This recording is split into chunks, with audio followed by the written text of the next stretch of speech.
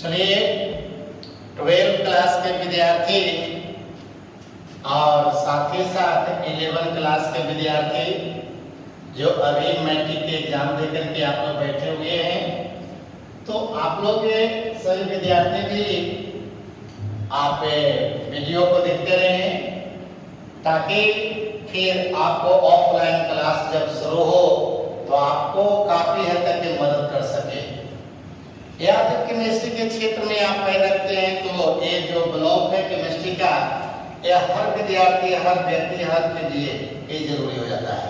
ठीक है, तो हमने पिछले वीडियो जो आप लोग को भेजे थे डी ब्लॉक का, मैं उम्मीद करता हूं कि आप सारे विद्यार्थी उसको समझने की कोशिश किया होगा। और आज फिर हम डी ब्लॉक ही लेकर के आए हैं, इसलिए ज्यादा टेंशन लेने की सवाल नहीं होती है। जो घटा बढ़ा होगा आज हम लोग पूरा उसको करेंगे। ठीक है, अब देखिए तुम लोग को हमने अगले दिन जो बात बताए थे उसको दिमाग में ले आइए और पहले चैनल को आप शेयर करें, फॉलो और सब्सक्राइब करें।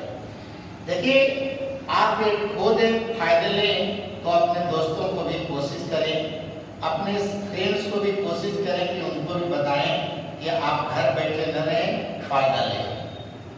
या तो डीडी दूरदर्शन के द्वारा जो मैंने आपका दिया जा रहा है उसे, और या फिर ऑनलाइन के माध्यम से जो मिल रहा है आपको मटेरियल, उस पर ध्यान दे दें। और 11th क्लास के जो भी विद्यार्थी होंगे या 12th क्लास के विद्यार्थी जिनके बगल में जो इस वर्ष मैट्रिक पास किए हैं और 11 में उनका जो अगले सप्ताह में एडमिशन शुरू हो जाएगी सब लोगों का, तो उन लोग का ऐसे आपके कोचिंग में भी सोमवार से एडमिशन शुरू हो जाएंगे। ठीक है, ऑफलाइन क्लास के लिए एडमिशन आपका सोमवार से प्रारंभ हो जाएंगे, आपके कॉलेज में भी ऑनलाइन एडमिशन शुरू हो जाएंगे। ठीक है, तो देखिए सर विद्यार्थी, डी ब्लॉक को हमने अगले दिन याद होगा कि डी ब्लॉक में बताइए हमने किस तत्व को रखा था। तो आपने बोला था कि जिस एलिमेंट्स, ये न बोले थे कि जिस एलिमेंट या तत्व के एटम या परमाणु, ठीक है, यानी परमाणु का यानी अंतिम इलेक्ट्रॉन जो होता है, ठीक है ना, यानी अंतिम इलेक्ट्रॉन यानी डी सबसेल, यानी डी सबसेल में भरता है।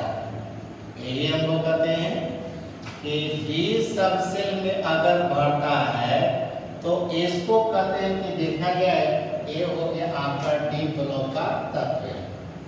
अब सभी विद्यार्थी आप लोग जानते हैं, अगले ही दिन हमने बतलाए थे कि डी सबसेल जो हो गया, ये डी सबसेल के आप लोग को हमने बतलाए थे, याद होगा कि इसका 5 ऑर्बिटल हो जाता है।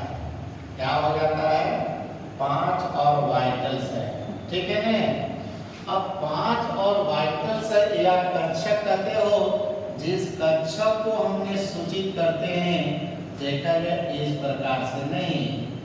आपने बोलता है कि dx y हो गया, dy z हो गया, dz x हो गया, dx स्क्वायर y स्क्वायर हो गया और dz स्क्वायर हो गया। ये है, बताओ d ऑर्बिटल्स कितने होते हैं?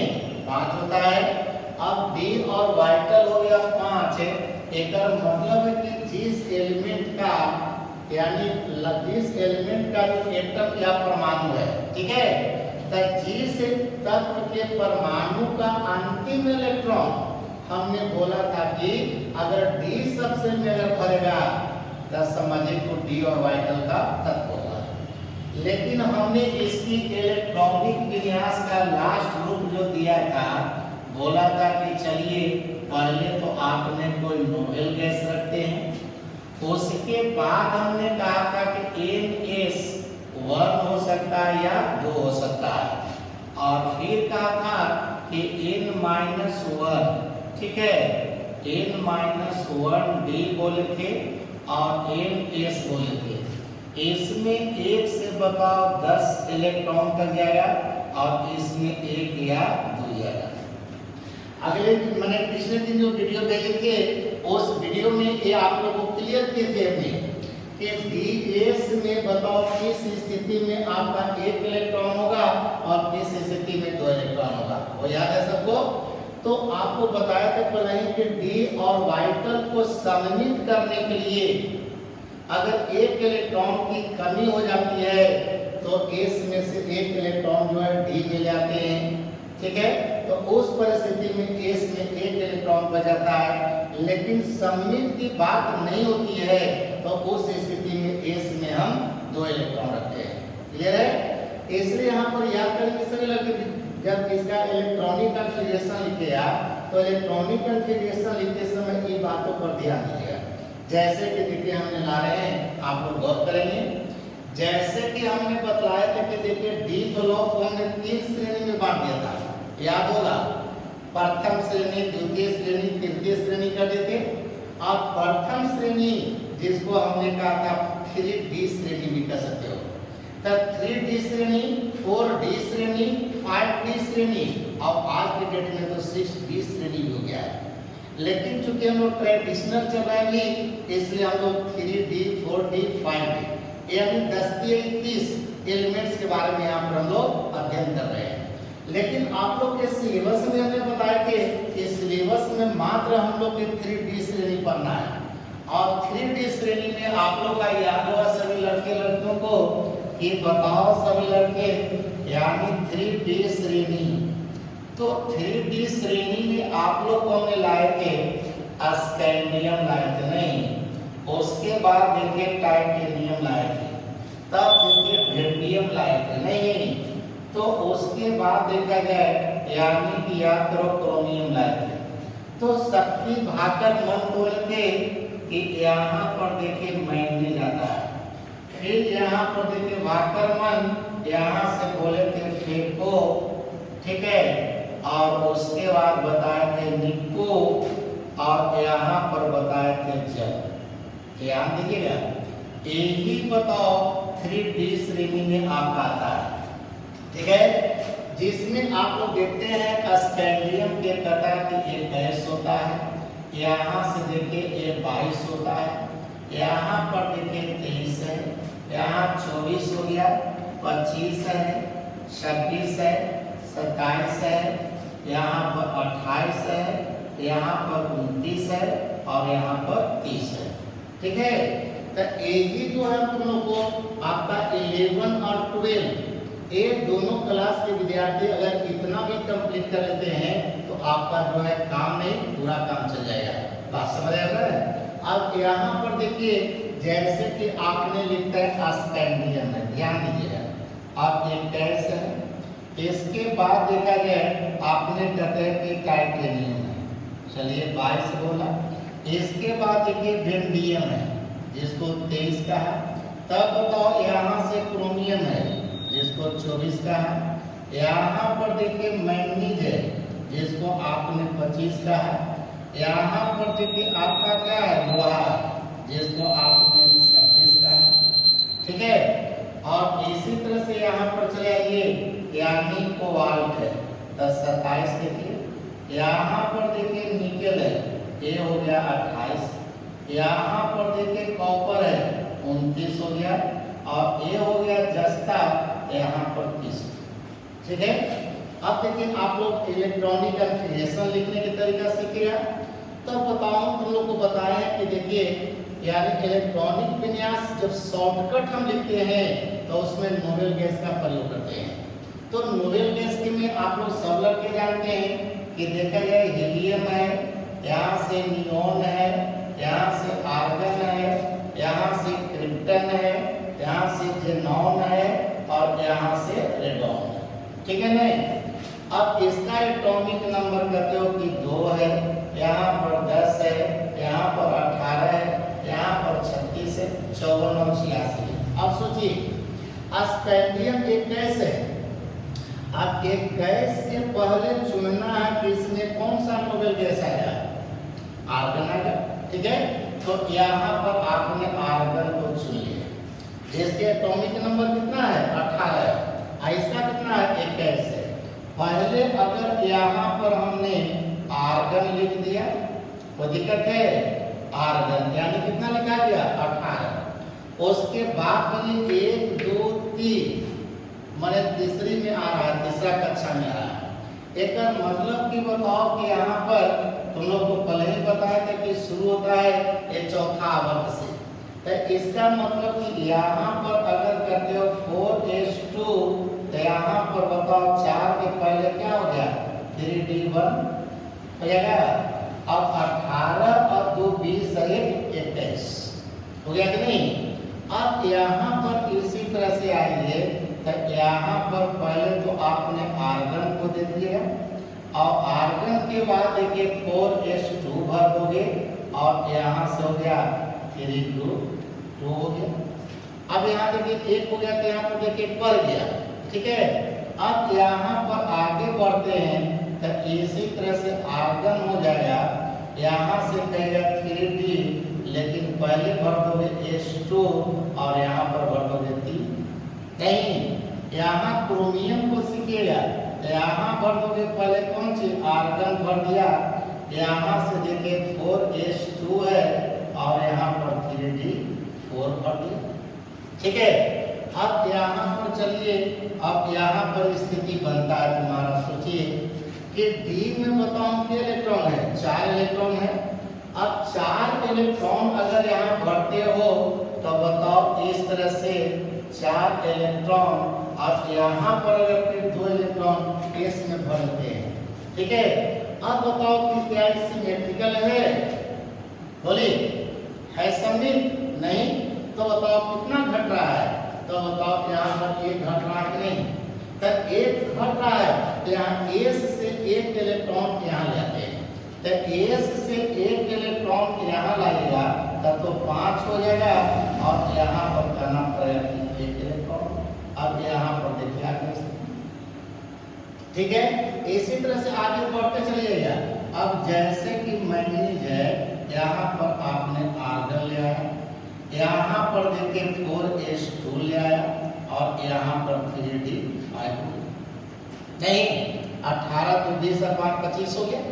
इसी तरह से देखिए यहाँ पर कहोगे तो ये बताओ तुम्हारा आर्गन हो गया और यहाँ पर देखिए 4s2 हो गया तो यहाँ 3d6 हो गया कि नहीं।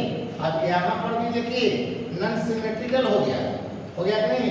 अब इसी तरह से आगे तुमको लिखते जाना है, तो यहाँ पर पहले पुनः आर्गन दे दिए, सब में यही कहानी है, सब में पहले किसको भर दिया आर्गन को भर दिए। ठीक है, अब देखें इस तरह से आपका शॉर्टकट हो गया, इलेक्ट्रॉनिक कन्फिग्रेशन हो गया। ठीक है ना, ये आर्गन भर दी। अब सोचिए बोले ऐसे लगते, तो अब बताओ कि 3d आप लिख रहे हैं, ऐसे आपसे 4d श्रेणी का लिखेगा तो 4d श्रेणी में ऐसे चलना है, तो लेकिन अंतर क्या है, वहां पर 5 करिएगा तो यहाँ पर 4 करिएगा, एकदम हूबहू इसी तरह से आप लिखते चलेगा। लेकिन अंतर क्या है कि यहाँ पर बताओ चल रहे हैं कौन सी में 3 में, तो 1 2 3 3 लेके चले हो, लेकिन अब यहाँ पर करा कि नहीं 4 लाना है, तो यहाँ पर कौन लाएंगे यानी क्या लेंगे क्रिप्टन, और क्रिप्टन यहाँ पर भर देते हो 4d1 और 5s2 तो यानी कि हो गया 36 और यहाँ से 2 38 और 1 39 यानी कि आयन का हो जाएगा। ठीक है, समझ बात को ना। और 5 की श्रेणी का लिखिएगा तो यहाँ पर 6 लिखिएगा और यहाँ पर 5 लिखिएगा, वो दिक्कत तो लेंथ में आएगा। अगले पिछले दिन मैंने आप लोग को बताया था वीडियो में, और उसको सारा कहानी आप लोग देखिए देख लिए थे। अब उसके बाद आप लोग को लिखने की बात रही, तो इसको इसी तरह से लिखिएगा जैसे कि यहाँ पर लीजिएगा, यहाँ पर हो जाएगा 3d, यहाँ पर कहेगा 4s हो जाएगा, अब यहाँ पर 2 भर दिए हैं, यहाँ पर 7 हो गया, 18 2 20 7 27 हो गया, यहाँ 3d 8 कर दीजिएगा, यहाँ 4s2 हो जाएगा, यहाँ पर देखिए 3d 9 करिएगा, यहाँ पर 4s2 हो जाएगा, लेकिन यहाँ पर आ गया। अब बताओ डी में तुमने 9 इलेक्ट्रॉन रखा, तब बताओ कि यहाँ से 9 रखने का मतलब है कि 2 2 4 2 6 2 8 है 9। तब 4 गो में देखिए आपका पेयर्ड इलेक्ट्रॉन होंगे और 1 गो में हो जाएगा अनपेयर्ड इलेक्ट्रॉन। क्या ये सिमेट्रिकल होंगे? नहीं होगा। तो ऐसी परिस्थिति में बताइए यहाँ से 1 इलेक्ट्रॉन यहाँ पर चलाएगा, तो 1 इलेक्ट्रॉन यहाँ पर अगर जाते हो तो 10 हो जाएगा, तो यहाँ पर देखिए 1 हो जाएगा।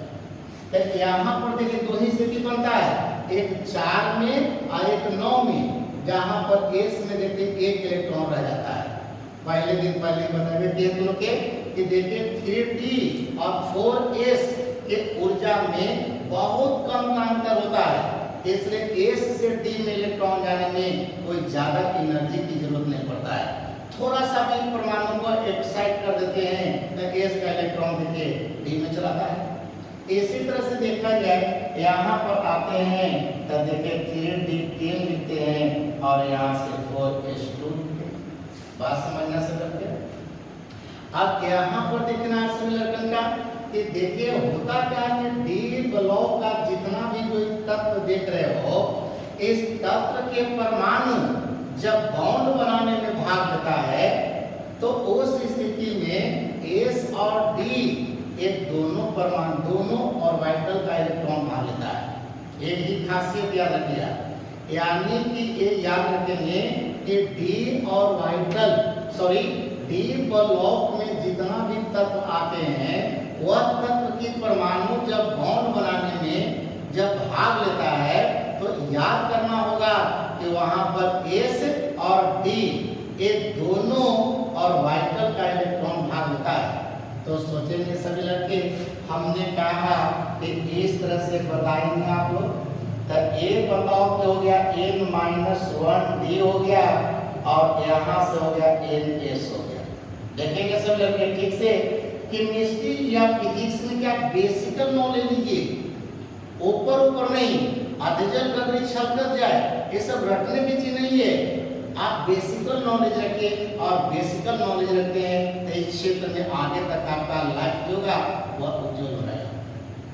ठीक है, तो आप क्या चाहते हैं, केवल इंटर पास करना चाहते हैं? क्या इंटर पास करके कुछ आपको कहीं रखा हुआ है? नहीं, आप इंटर नहीं, किसी टारगेट का सपना देखिए, जहां तक तुम्हें पहुंचना हो और पहुंचने के लिए हमको यानी बेसिकल कंसेप्ट एकदम क्लियर चाहिए। अब देखेंगे यहाँ पर आ जाते हैं तो इस तरह से यानी 5 ऑर्बिटल देते हैं। ठीक है, इसमें आपका हो जाते हैं देखेंगे।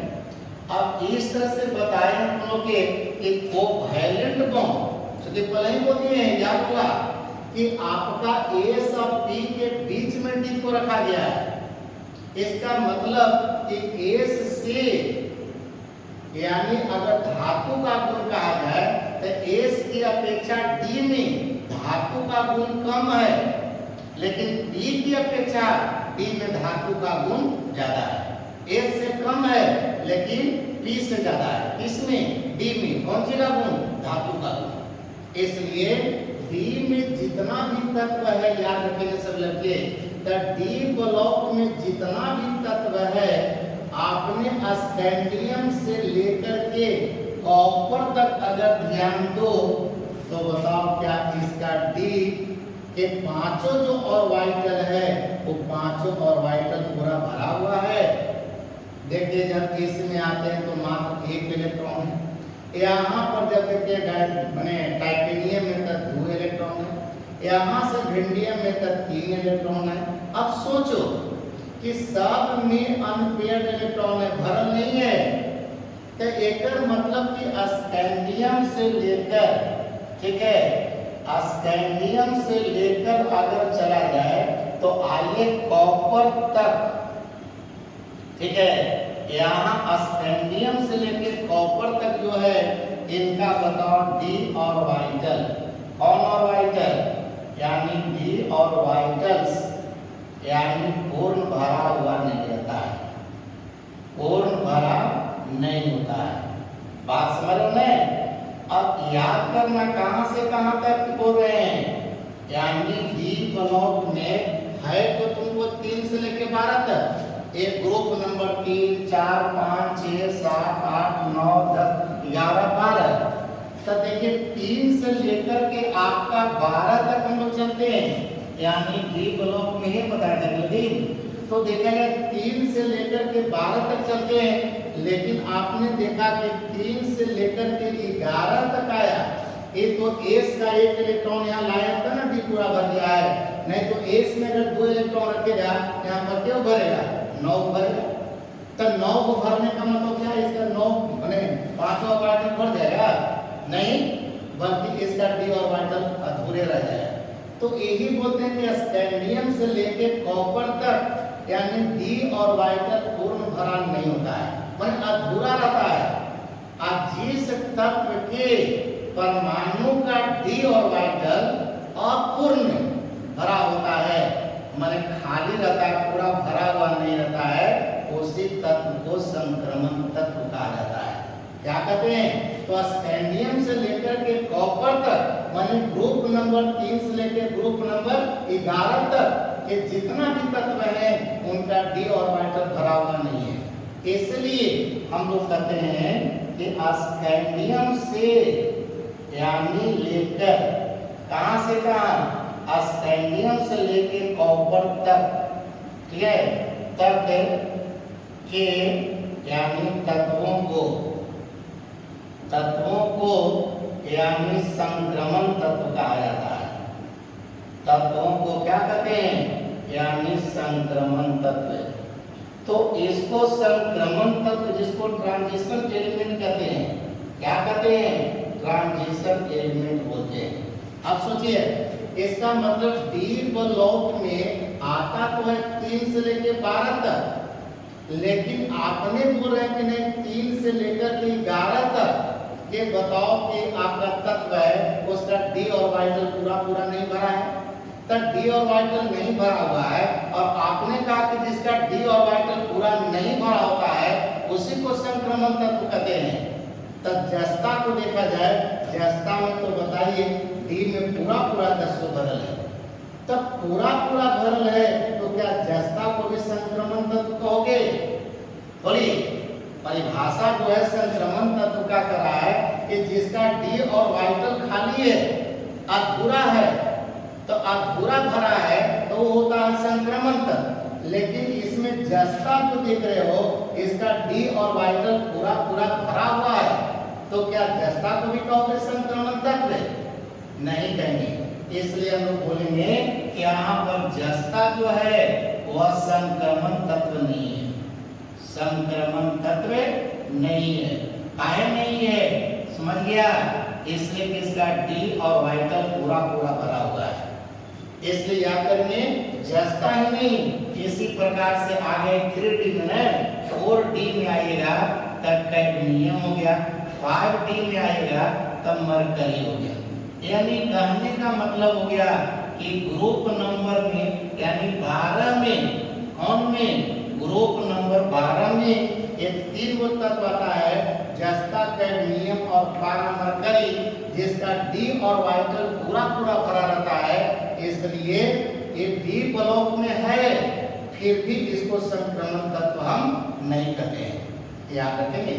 तो इसलिए यहाँ पर बोला जाता है कि दुनिया में जितना भी संक्रमण तत्व है वो सब को हम डी ब्लॉक में रखते हैं, लेकिन डी ब्लॉक में जितना भी तत्व है उसको हम संक्रमण तत्व नहीं कहते हैं। जैसे देखिए कि आपने ग्रुप नंबर 3 से लेकर 11 तक के जितना भी तत्व है वो सब को संक्रमण तत्व कहते हैं, लेकिन ग्रुप नंबर 12 का जो तत्व है बताओ उसको संक्रमण तत्व हम नहीं करें।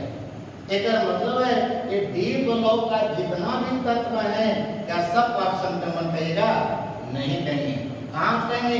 3 से लेकर के हम 11 तक कहेंगे, यानी स्कैंडियम से लेकर कॉपर तक कहेंगे, लेकिन जस्ता को फिर हम संक्रमण तत्व नहीं कहेंगे। क्लियर? ये बात समझिएगा। अगला बात जो है तुम लोग को हमने बताया थे, याद होगा कि देखिए यहाँ पर मतलब आता है सवाल, यानी इन तत्वों की ऑक्सीकरण अवस्था। तो इन तत्वों की ऑक्सीकरण अवस्था क्या की है तो ऑक्सीकरण अवस्था इसको जनरली आप लोग बोलते हैं क्वेश्चन कि डी और वाइटल का जो तत्व होता है, ठीक है, यानी बोलेगा यही कि डी ब्लॉक का जो तत्व होता है उनकी संयोजकताएं या ऑक्सीकरण अवस्थाएं परिवर्तनशील होता है, ऐसा क्यों? क्वेश्चन लिख सकते हैं आप। क्वेश्चन देता है कि डी ब्लॉक के तत्वों का, ठीक है, डी ब्लॉक के तत्वों का ऑक्सीकरण अवस्थाएं परिवर्तनशील होता है, परिवर्तनशील होता है, क्यों? अब इसका जवाब में दीजिएगा कि क्योंकि डी ब्लॉक के तत्वों के परमाणु, ठीक है, के परमाणु का डी और वाइटल यानी डी सबसेल अपूर्ण भरा रहता है, डी सबसेल अपूर्ण भरा रहता है, इसलिए इनके ऑक्सीकरण अवस्थाएं परिवर्तनशील होता है, ठीक है। अब जैसे कि एग्जाम्पल में लेके चला जाए, अब यहाँ पर समझेंगे सभी लड़के कि ऑक्सीकरण अवस्था की बात करते हो तो ऑक्सीकरण अवस्था में तो नहीं बोले कि जो जितने इलेक्ट्रॉन भाग लेते हैं, बॉन्ड बनाने में जितना इलेक्ट्रॉन भाग लेता है वही उसका होता है ऑक्सीकरण अवस्था। तो आइए सभी लड़के जरा ध्यान दीजिए ताकि आप खुद यहाँ पर निकालिएगा कि कैसे इसका परिवर्तनशील हो जाता है। अब यहाँ पर देखिए, तो अगर मानते हैं कि एस का केवल अगर 2 इलेक्ट्रॉन भाग लेता है तब तो +2 हो जाएगा, ठीक है, और एक 2 इलेक्ट्रॉन के साथ ए भी एक इलेक्ट्रॉन भाग ले लिया तब तो बताओ +3 कर सकते हो? नहीं, ये स्कैंडियम का ऑक्सीकरण अवस्था +2 भी हो सकता है या +3 भी हो सकता है। कोई पूछे क्यों, तो कहेंगे क्योंकि अगर बॉन्ड बनाने में केवल 4s का दोनों इलेक्ट्रॉन भाग ले रहा है तब तो समझिए कि +2 हो गया, लेकिन अगर डी और वाइटल में एक इलेक्ट्रॉन है, एक भी भाग ले लिया तब 2 और 1 p हो गया तो +3 कर सकते हैं। इसी तरह से बताओ कि आ गया टाइटेनियम की बात, अगर +2 केवल s भाग ले रहा है तब तो +2 कहिएगा, इसमें से एक इलेक्ट्रॉन और भाग लिया तब +3 कर सकते हो। अब पूरा इलेक्ट्रॉन भाग ले लिया तो यहाँ पर देखिए +4 कर सकते हैं, कर सकता है कि नहीं? बोलिए कारण की बताओ। s पहले ही बोल दिए कि s का एक इलेक्ट्रॉन यहाँ डालने में कुछ देर नहीं लगता है, तो इसका मतलब कि s में से एक इलेक्ट्रॉन इसमें आ जाए तब बताओ कि अनपेयर्ड इलेक्ट्रॉन क्या हो सकता है? तो यहाँ से 3 हो जाएगा, एक इसमें हो जाएगा, तो 4 अनपेयर्ड हो जाएगा, हुआ कि नहीं होगा? अब इसी तरह से मानते हैं क्रोमियम की कहता है, अब क्रोमियम की देखा जाए, अब यहाँ से +2 से शुरू करता है तब +3 भी जा सकता है, +4 भी हो सकते हैं, हुआ कि नहीं होगा? इसमें डी में कितने इलेक्ट्रॉन रखे हैं? 5, तब 5 इलेक्ट्रॉन एक करके भर दीजिएगा, आगे यहाँ तक भर दिया तब +4 हो जाएगा। इसी तरह से +5 कहेंगे, +6 कहेंगे, कर सकता है कि नहीं? तो इसके पीछे यही कारण है कि यही सब तरह के बने एस के अलावा डी और वाइटल का भी इलेक्ट्रॉन भाग रहा है, बात समझ रहे हो? यहाँ पे ऐसे इसके पहले एस में और पी में, तब एस ब्लॉक में पढ़ता था कि केवल एस और वाइटल भाग रहा है, पी में आपने पढ़े कि पी और वाइटल भाग लिया और एस और वाइटल भाग लिया, लेकिन यहाँ पर देख रहे हो कि एस के अलावा इसके डी और वाइटल में जो इलेक्ट्रॉन है ये भी बॉन्ड बनाने में भाग लेता है, जैसे मैंगनीज है। तो देखिए मैंगनीज में 5 इलेक्ट्रॉन ई या 2 इलेक्ट्रॉन ई यानी 7 इलेक्ट्रॉन तक जा सकता है। मतलब इसमें एस में और डी में जितना इलेक्ट्रॉन है अगर टोटल दोनों को जोड़ दिया जाए उसका ऑक्सीकरण अवस्था अधिक से अधिक वही हो सकता है।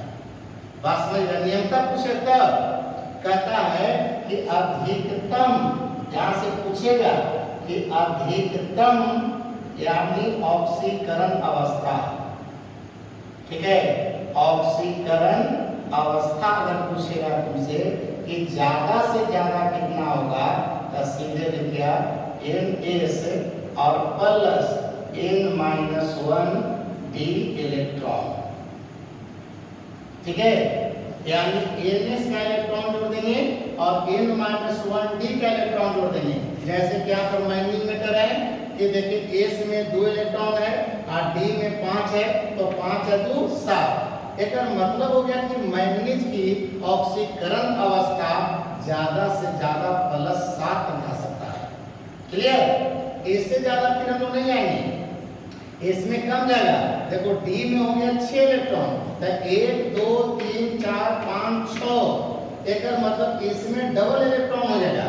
बाकी अनपेयर्ड के ऊपर बच गया, तो 1 2 3 4 1 5, यहाँ सॉरी 2 अगर लेते हो तो 1 2 3 4 2 6 तो जा सकता है नहीं, समझिएगा।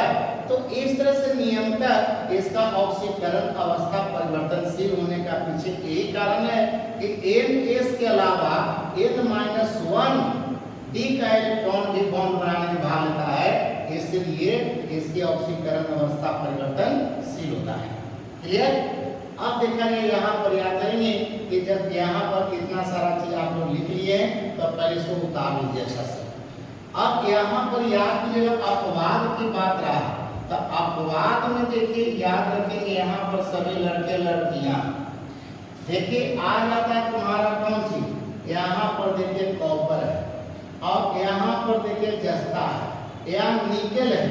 तो एक कॉपर दिखता है, इसका ऑक्सीकरण अवस्था यानी कितना होता है, या तो समझे कि +2 होता है, अन्य तो +1 होता है, +1 या तो +2।